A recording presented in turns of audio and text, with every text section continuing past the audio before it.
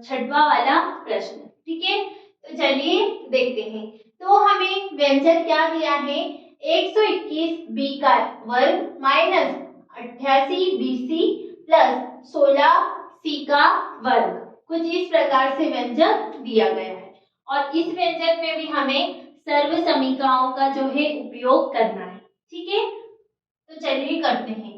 तो सबसे पहले ये जो हमें व्यंजक दिए हैं इनके हम क्या कर लेते हैं, गुणनखंड कर लेते हैं कि हम इनको और किस प्रकार से जो है लिख सकते हैं। ठीक है, तो देखो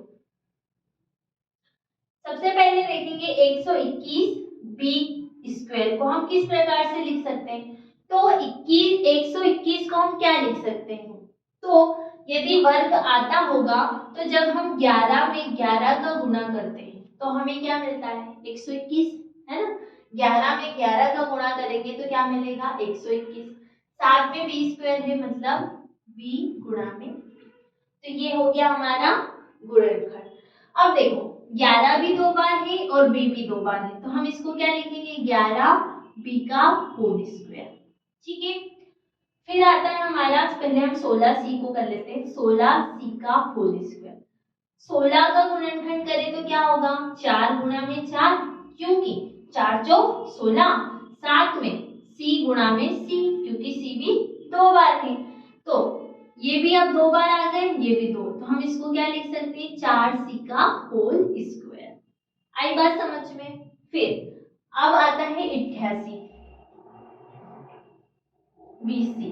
ठीक है, तो ध्यान से देखो 88 को सबसे पहले तो देखो क्या लिख सकते हैं, जब मैं 2 में 11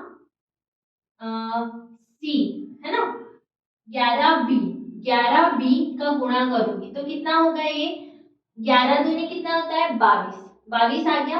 ये देखो यहाँ पे लिखती हूँ 22।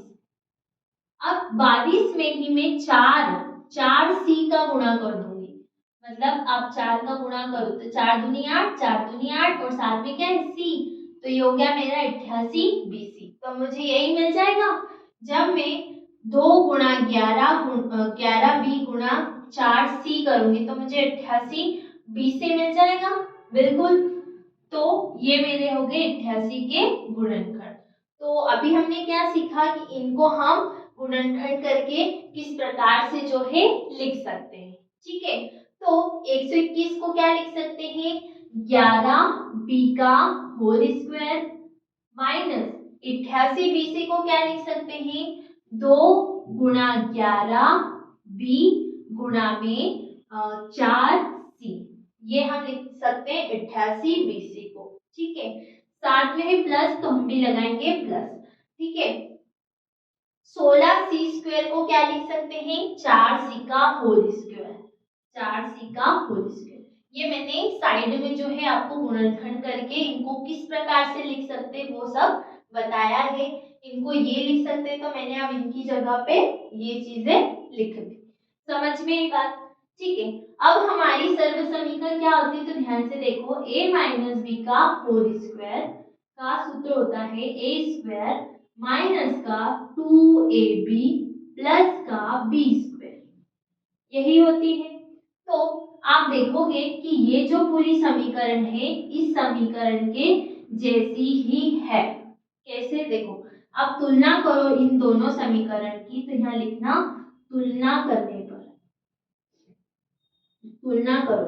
देखो a स्क्वायर की जगह क्या है, 11b, अब स्क्वायर है तो स्क्वायर हमने भी लगाया, तो a का मान कितना हो गया,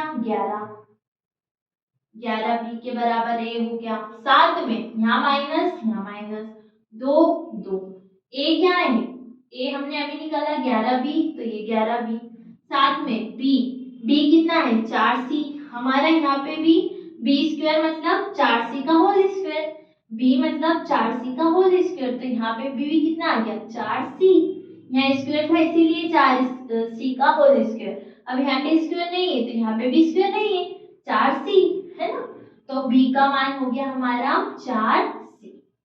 समझ में, दोनों की तुलना करी तो हमें a और b के जो है मान मिल गए।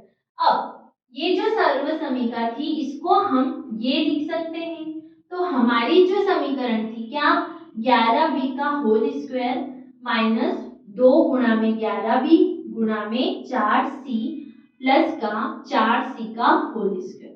क्या हम इसको 11b माइनस का 4c का होल स्क्वायर नहीं लिख सकते? बिल्कुल लिख सकते हैं। ठीक है, इसको हमने क्या लिख दिया, 11b माइनस 4c का होल वर्ग।